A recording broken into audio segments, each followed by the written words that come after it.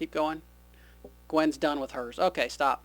All right, now this week, hang on, Gwen. This week, what we're going to do is we're doing a little bit differently. I've got some coffee here, and I've got a Bible and surrounded by my education tools. And I'm going to change up a little bit. Everybody hold on. There's a paper that I did a couple of weeks ago, maybe a month ago, on some things, and I want to read it to you again, and I need to get this in the computer, but here's what it says. How do you obtain salvation? Not by Peter, not by Mary, not by works, not by mass, not by sprinkling, not by church attendance, not by tithing, not by Sabbath, not by penance, not by confession, not by last rites, not by purgatory, not by rosary, not by pilgrimages, not by law, not by poverty, not by meditation, not by catechisms, not by candles, not by holy water, not by incense, not by water baptism, and not by devotion to icons. Of course, I think some of you know some religions out here that follow this stuff big time. And this world has made this place a mess when you're talking about in Jesus Christ and what the Bible says. The religions have messed this place up. The Bible also says, "Sir, what must I do to be saved?" And they said, "Believe on the Lord Jesus Christ, and thou shalt be saved." Acts 16:30 through 33. That's a very good thing, and I'll tell you what, I like that one because it's it's clearly some of the stuff these people are doing are not from a biblical standpoint. Okay, the next things that we're going to do is we have lots of pictures this week, and what we're going to have the producer go through these pictures one at a time. And what I have been doing is struggling between how to get the information to you guys over the internet. Do you want to see me teach, or do you want to see the actual pictures? So I've been doing a lot of teaching, and you guys have been missing the pictures. So maybe I'll do 1 week of teaching and explain the pictures, and the next week of actually getting the photos in here that you guys can see. But this week we've got lots and lots of pictures, and I can talk, and then you guys can listen and see this. So let's get started. Here's a Russian medallion from way long ago. Here's People's Republic of Bulgaria, a stamp, Bulgarian postage stamp, that has, the point of this one is that has an actual person shooting a dragon. Now, if dragons were gone before people were on this planet, how did they know about dragons, and why would they make stamps with dragons? These are all things to think about. Crest of Lithuania. Here's another one with a person on a horse slewing some kind of smaller dragon. The city of Nerluc, France, was renamed in honor of the dragon slain there. It was described as being bigger than an ox and having long, sharp, pointed horns on its head. The Great Dinosaur Mystery, page 40. Here's looks to me like a canyon with some descriptions on the side of the canyon walls. Indian photograph from the Grand Canyon. I was right, the Grand Canyon. Found in the Havasupai Canyon in Grand Canyon. Photographed by Dr. Delancey. This is pretty neat. In the Grand Canyon. Imagine living down there.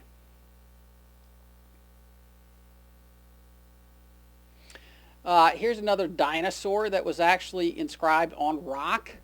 You know, can you imagine taking time for that? So if the dinosaurs were gone millions and millions and millions of years ago, and then people evolved, how did these people evolve and then know about dinosaurs when they're all buried in the ground? Something to think about. There's another one that someone's pointing out that someone has put on the rock.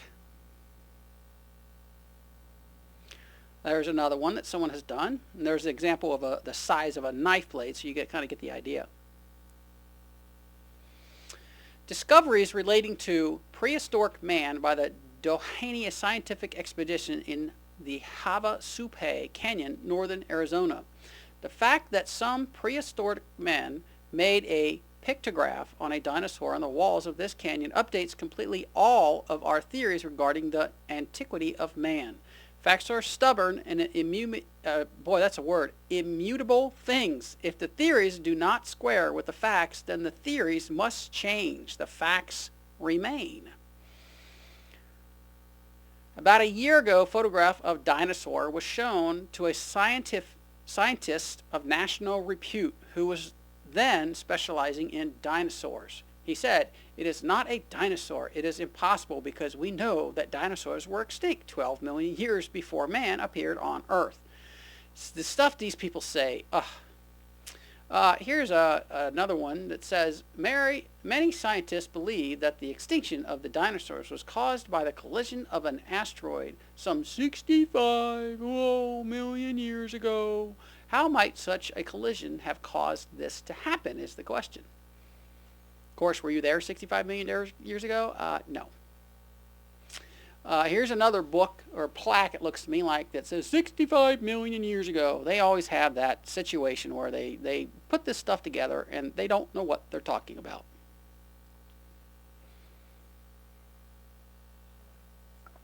In 1770, George Buffon said the Earth was 70,000 years old.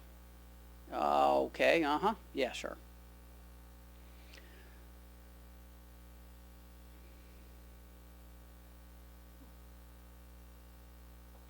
The Minneapolis Tribune, Monday, August 25th, 1969, the official age of the Earth and Moon was 3.5 billion. Official from who? I cut myself off, but that's just ridiculous. There's no proof for any of this.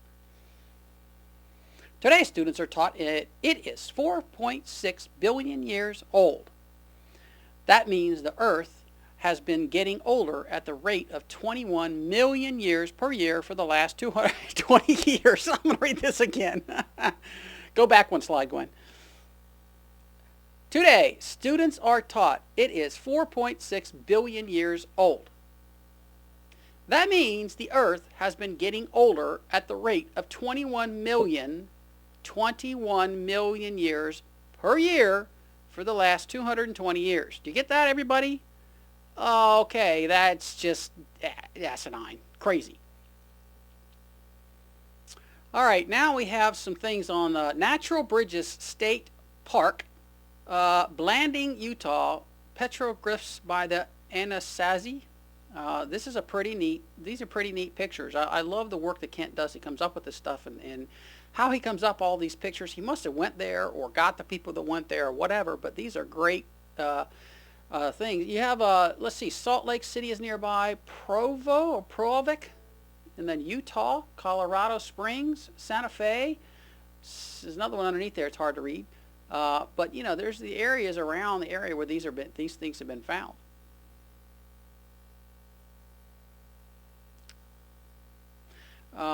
Looks like there's another one they found that's kind of look Natural Bridges State Park, Blanding, Utah. Kind of hard to see, but there it is. There's another photo of something that looks like it's drawn on something somewhere. I'm not sure where that was. It doesn't have a description.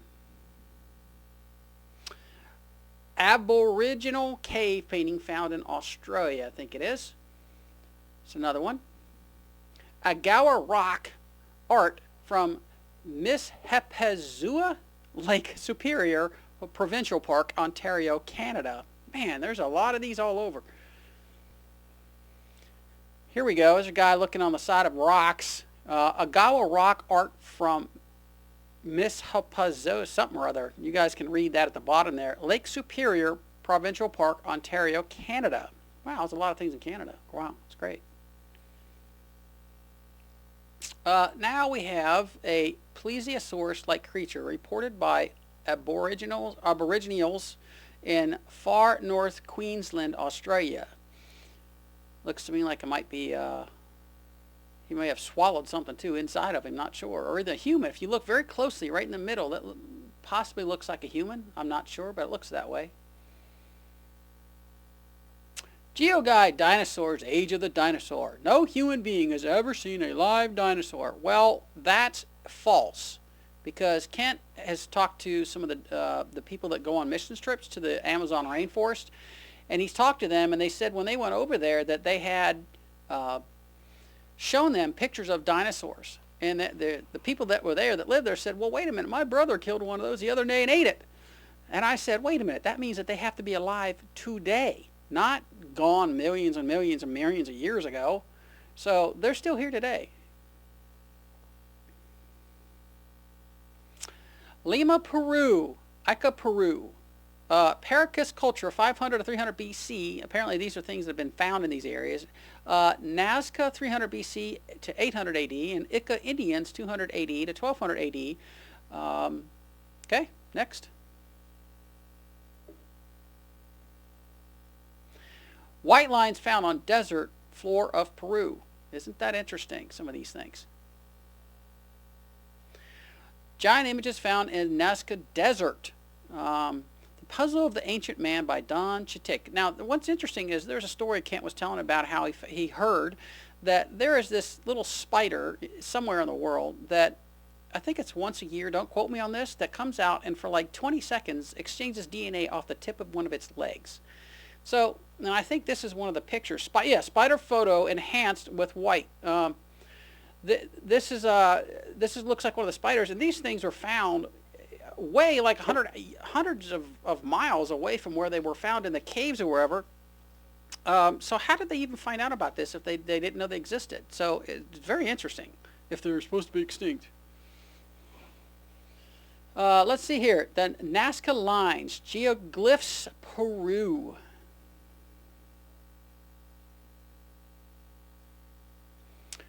And here we are with the spider again. Some of these are just kind of neat to look at.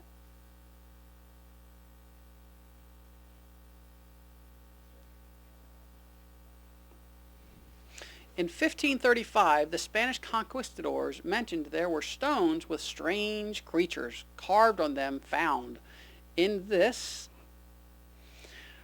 Here's a gentleman that's holding some of these archaeological finds, Dr. Dennis Swift, Beaverton, Oregon. Now you'll find on the right side that Kent Hovind and looks like Dennis Swift are holding some of these archaeological finds on rocks that people have put, which I find to be interesting how that stuff can last so long. Well, if it's millions of years, why doesn't that stuff evolve into something else over the millions of years?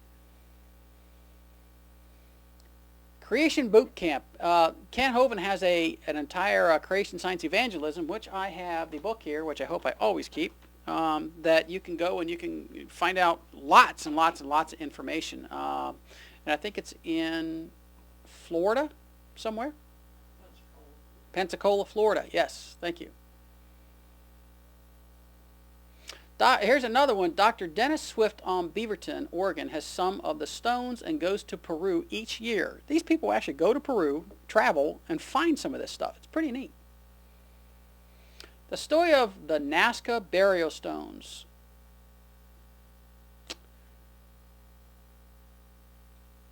And the Ica stone showing brain surgery. Now, I wouldn't want to be that guy.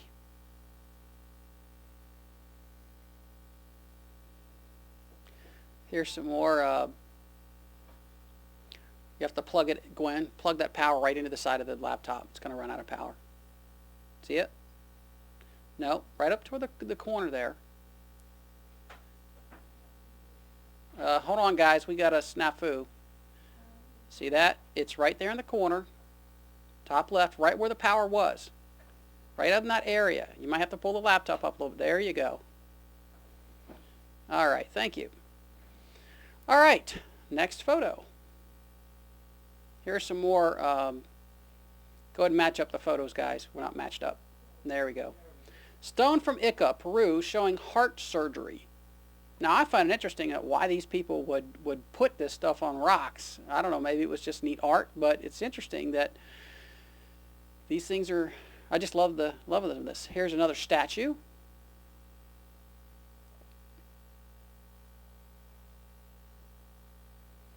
Dr. Cabrera in his museum. Now these are pictures of a guy's museum. He is a medical doctor in Lima and professor in the University of Ica. Ica or Ica? I guess it would be Ica. Ica would be ECA. It's Ica. But here's, it looks to me like number 4 on the right side is an actual dinosaur. And here, wow, this is amazing. That is a massive area that they hold all these things that they find. Dr. Ball has 2 of the stones, some textiles, and a great video about Ica area. And they give phone numbers here. You guys can see those numbers, but they have found things all over this planet, I would imagine. I just kind of, when you live in the United States, you think the world rotates around the country you're in. Well, there's a whole lot of dirt out there that I've never been to that has all kinds of things. Over 50,000 Ica stones have been found in Peru since 1961. Antoine Quillet. Some of these names are, oh wow, look at that. That is impressive. Sorry, Antoine Quillet, 432 Laurel Street, St. Jean-sur-Richelieu, in Canada, spent 8 months in Ica, Peru, studying these stones. 8 months looking at a stone. Wow. 3 rocks considered ancient by the Cherokee Indians located near Sylvia, New York. Wow, that's New York, is in New York, United States. Sylvia, North Carolina. Sorry about that, guys. If you read the top, you can see it. And you can see their website there. We have one of 8 stones on display of Dinosaur Adventureland, Pensacola, Florida. One day I hope to go there. Gwen, how's my audio and the camera looking? Does it sound all right? Looking all right? Okay, great.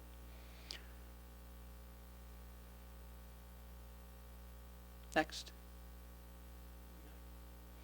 One of 8 stones on display at Dinosaur Adventureland. Here's some more. One of 8 stones at Dinosaur Adventureland. Here's some more. These are actual stones that someone has carved in there. I was a contractor for years, and I look at this and I think, what does it take? Back then, we didn't have chisels and things like we do today. Now, maybe they had metals of so forth, but it's pretty interesting to try to figure out how would they actually put these stones in the carvings in these stones without modern day tools. Here's some more that's in their museum. You probably see these a lot better if you were standing in front. You could rotate the product around circles. Here's some more examples of these carvings on stones. Circular patterns in the skin. Figure 264. It appears to be Acrocanthosaurus fighting T-Rex. Oh yeah, it looks to me like there are 2 animals fighting one another. T-Rex with Triceratops looking on from an Incan tomb.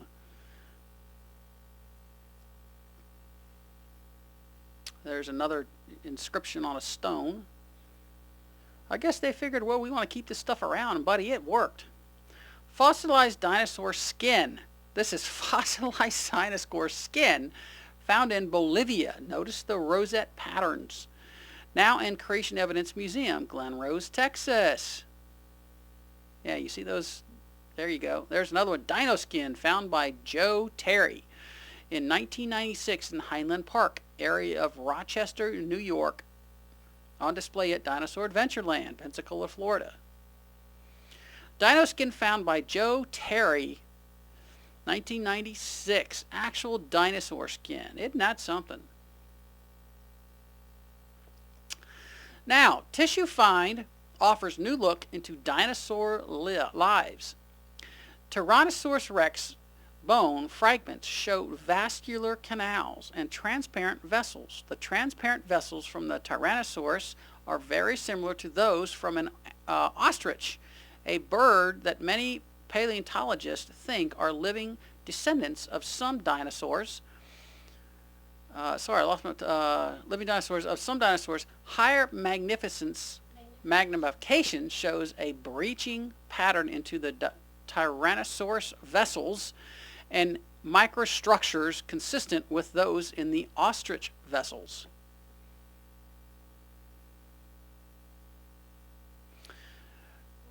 Hang on a minute.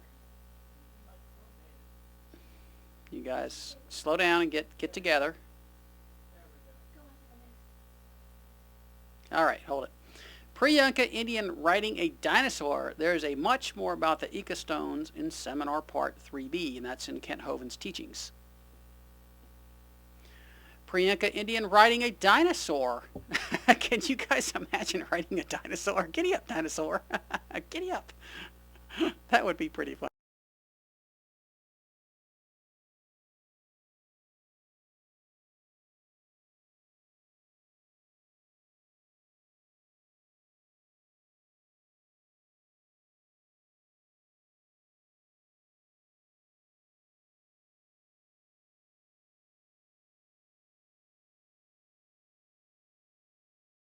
These, but the more I think about it, I imagine that could be. Anyway, some more pottery here.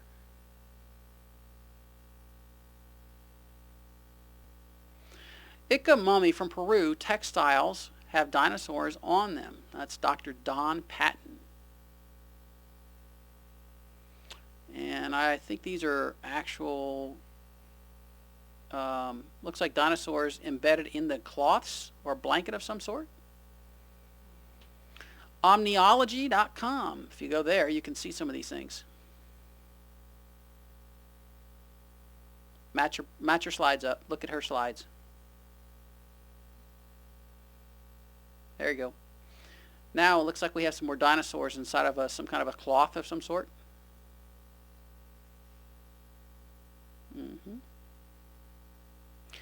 Mystery in the Acambaro. Not quite sure what he was trying to get across with this, but Mexico. Okay, there we go.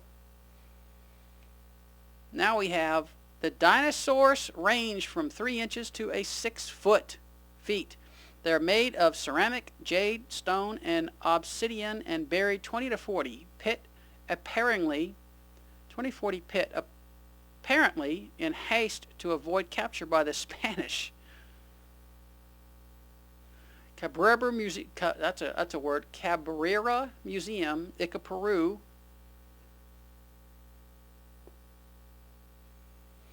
Here's another rock that has some scribings on it.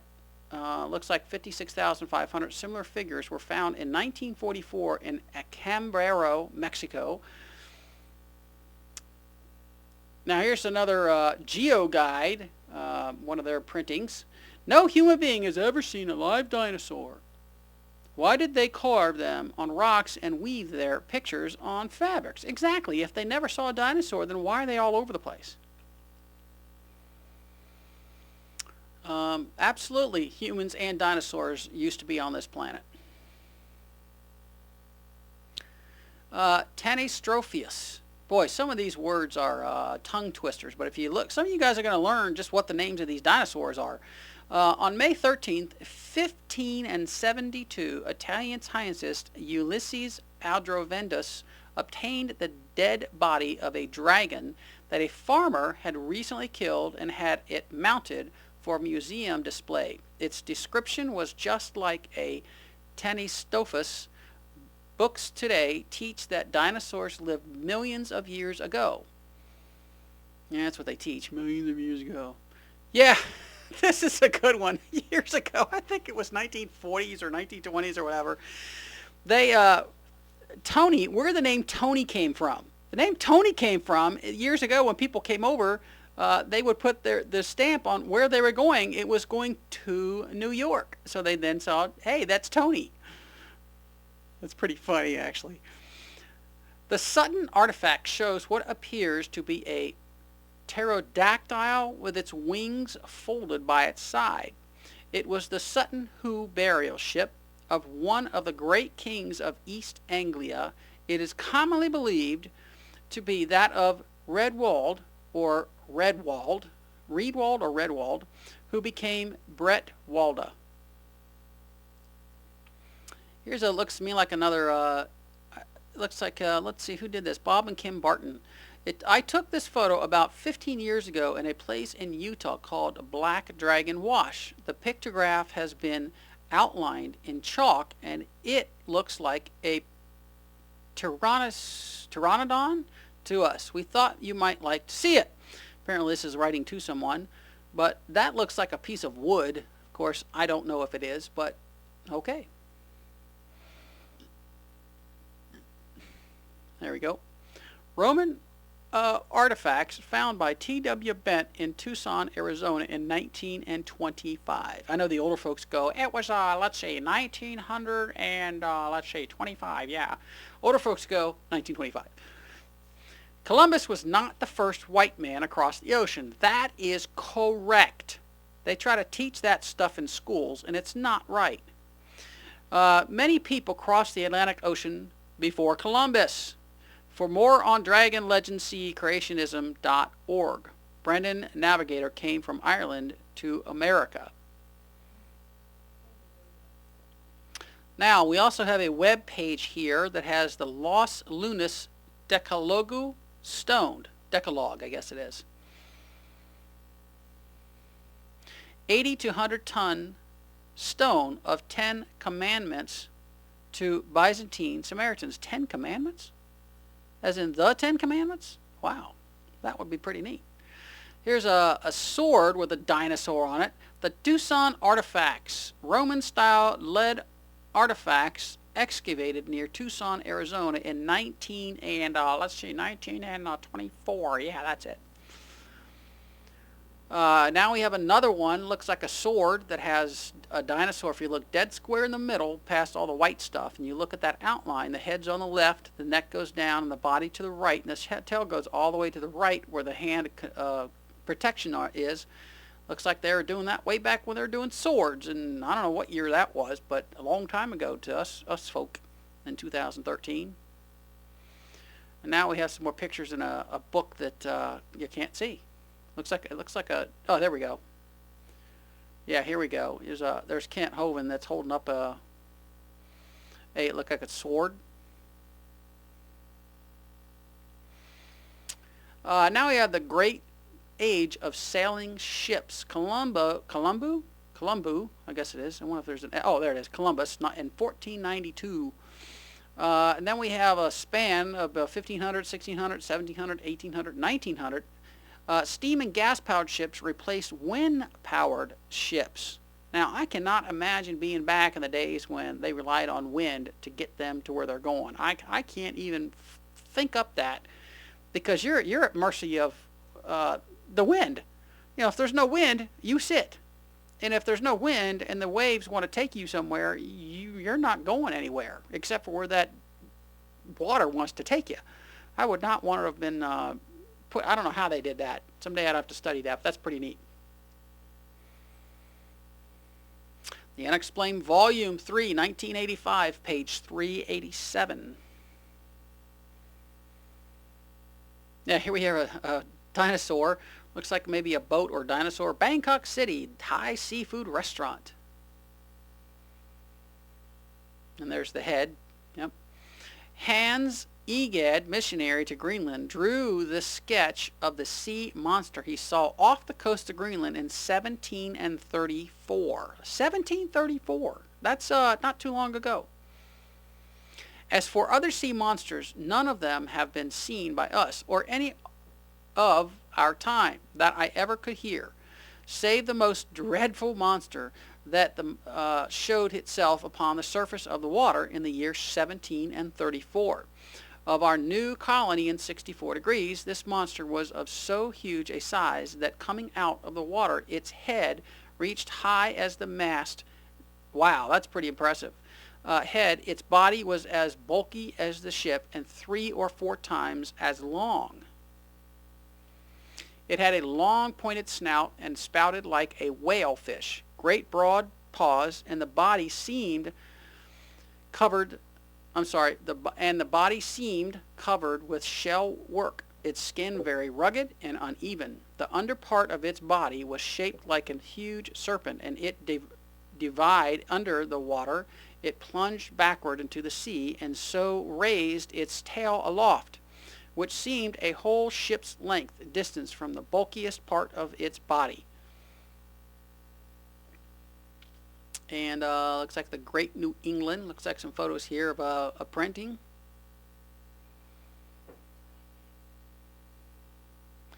Sea Monster, Sighting in Natural History of Norway by Bishop Erik Pontoppidan, 1755. Now we have, wow, look at those ships. That's one, two, you got three, almost four decks inside these ships. That's impressive. 60-foot sea monster seen by the Captain Peter McCuhay and crew of MHS Daedalus, August of 1848. In the 1950s, the whaling ship, in the 1850s, thank you, the whaling ship Monongahela out of New Bedford killed 103, now I'm 5'7"-ish, 103-foot sea monster in the Pacific Ocean. The sailors said it had two blowholes, 4 swim fins, and an alligator-like head and 94 very sharp teeth. Don't let it bite you. A passing ship stopped and saw the creature as the crew was cutting it up. They even bought some barrels of sea serpent oil before sailing home to tell the story. The Monongahela, thank you, sailed on in search of whales and was never heard from again. Years later, the name board of Monongahela, I think, was found on the Aleutian Island. There's a lot of history here that nobody ever knows about.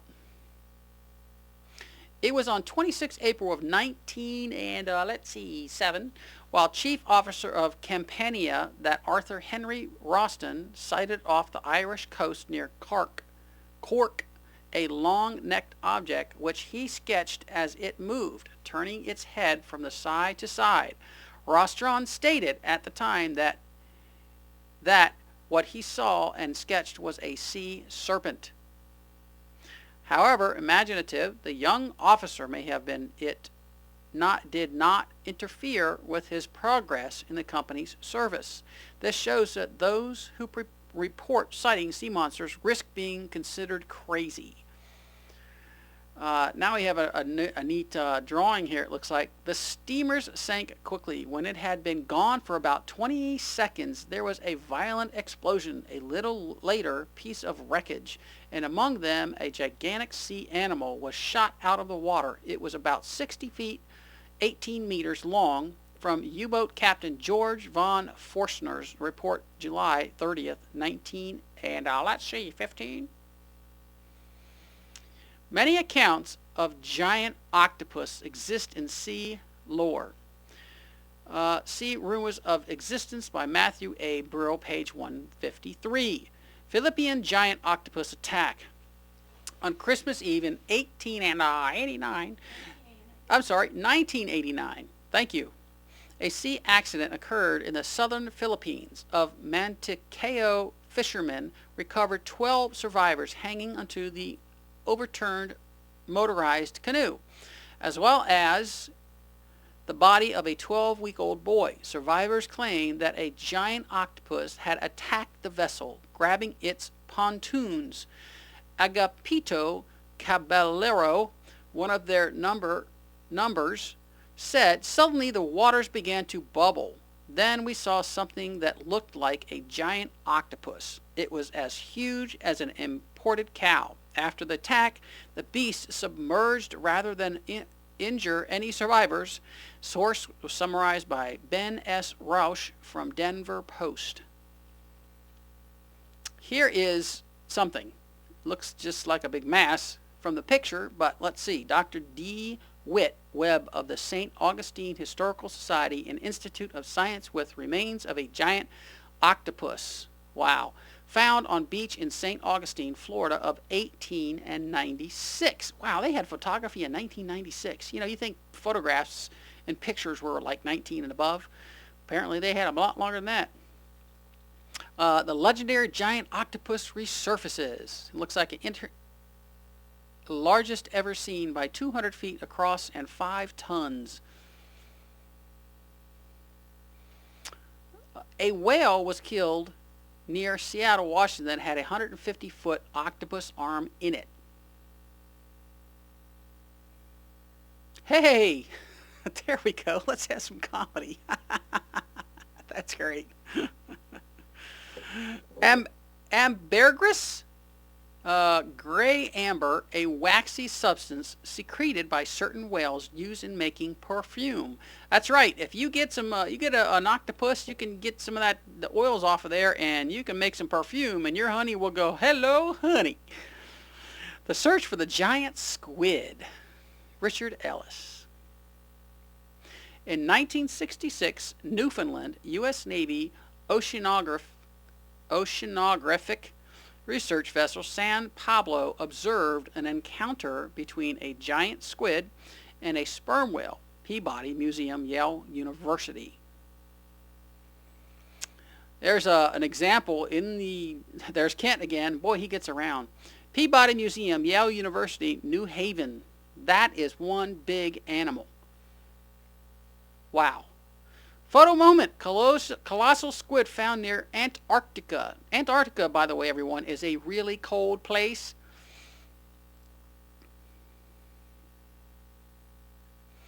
This baby giant, here's another octopus it looks like. This baby giant squid from New Zealand would have been huge when full grown in December of 1995. A giant squid was captured in Thimble Tickle, Newfoundland on November 2nd, 1878. It was 80 feet long, 25 meters. Okay, this is a little tough to read, but I'll do the best I can. Reuters, Sydney, July 22nd. A giant squid with tentacles measuring at least 15 yards has washed up on a southern Australian beach. Exciting scientists, we believe they may have stumbled across a new species. The monster cephalopod washed up on a 7-mile beach in the southern island state of Tasmania sometime at the weekend. The squid, which weighs about 550 pounds, was hauled by the trailer to the Tasmanian Museum and Art Gallery on Monday. It's definitely of the giant squid group, which is exciting enough. David Pemberton, the museum's senior zoology curator, told Australian, Broadcasting Corp Radio, but it does have some features about it. It's cut off, sorry guys. We're unsure about, and we've called some specialists to help decide, but it looks like it could be different, he said. Pemberton said the most intriguing features were long, thin flaps of muscle attached to each of 8 tentacles, which measured between 15 yards and 18 yards. Giant squid also have 2 smaller feeding tentacles. And I cannot read that one, and I don't think you guys can either. Nice picture. If all this is about dinosaur living with men is true,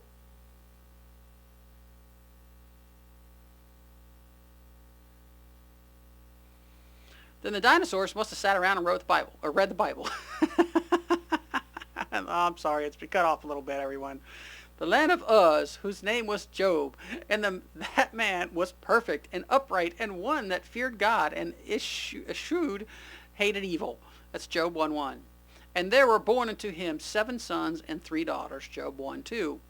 His substance also was 7,000 sheep and 3,000 camels and 500 yoke of oxen and 500 she-asses and a very great household, so that this man was the greatest of all the men of the east. Job was probably written shortly after the flood. Here we go back to, if you look at these timelines, people used to live 700, 800, and 900 years. When the flood occurred about 4,300 years ago, they started living 500, 400, 300. As time goes on, we're living less time. Job had 10 grown children. All of them died. Then he had 10 more children and saw his great-grandchildren from them. After this lived Job 140 years and saw his sons and his son's son, even 4 generations. Can you imagine seeing 4 generations?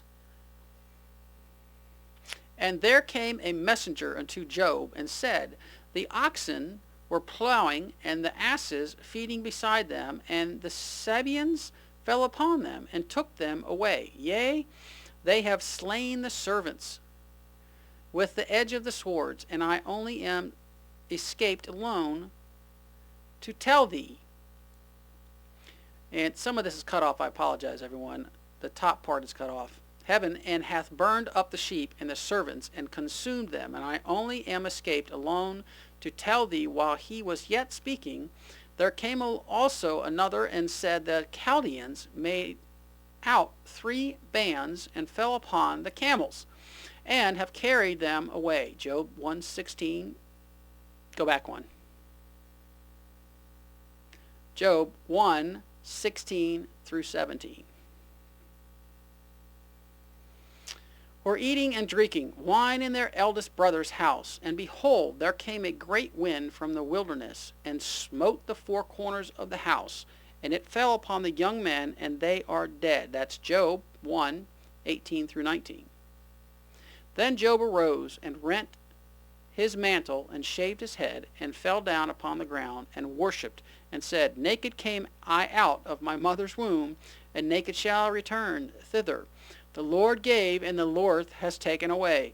Blessed be the name of the Lord. In all this Job sinned not, nor charged God foolishly. And that's Job 1:20 through 22.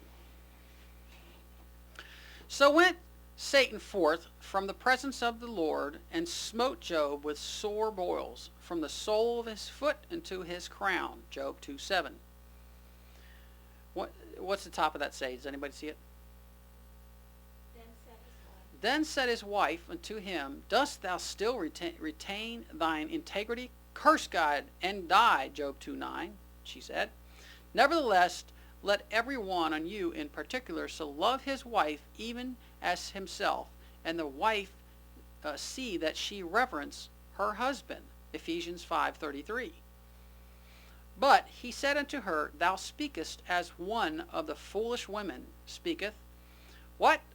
Shall we receive good at the hand of God, and shall we not receive evil? In all this did not Job sin with his lips. That's Job 2:10.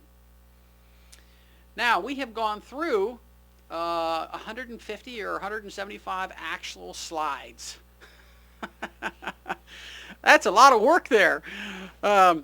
This is pretty neat. This is a different way to do it, and you guys didn't see my face the whole time, and that's all right. The contact information for the ministry is gods.proof.period@gmail.com.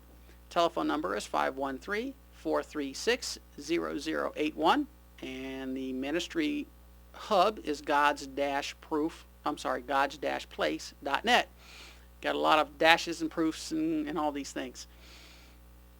Now, for the ministry, we need a lot of help. We need funds to support this. We need video cameras and picture cameras and computers and monitors for the computers and faster internet and cables and no commercials. Sony Movie Studio, and the contact again is at the bottom. Please help us. Now, this is the fun part. When I get to do this, and if someone wants to accept Jesus Christ as Lord and Savior, oh, thank you, God. But if you want to accept Jesus Christ tonight, and you're watching this either live or you're watching it on YouTube or Ustream, go ahead and say this after me. And if I talk a little fast, you can always rewind it and say it again. So I'm going to read this and say this to yourself. And this is in Romans 10, verses 9 through 13. That if thou shalt confess with thy mouth the Lord Jesus, and shalt believe in thine heart that God hath raised him from the dead, thou shalt be saved. For with the heart man believeth unto righteousness, and with the mouth confession is made unto salvation. For the Scripture saith, Whosoever believeth on him shall not be ashamed. For there is no difference between the Jew and the Greek, for the same Lord over all is rich unto all that call upon him. For whosoever shall call upon the name of the Lord shall be saved. There is no exception to this, period. So, we've got some more slides there, it looks like. I'll be darned. No? Okay. I guess that's about it for tonight. We've got slides coming my way on one side, but not the other, and we're going into next week, and that's okay, and we'll stop here. I guess that's it for now. thank you everyone for joining us, and God bless, be good, and get into a good Bible-believing church.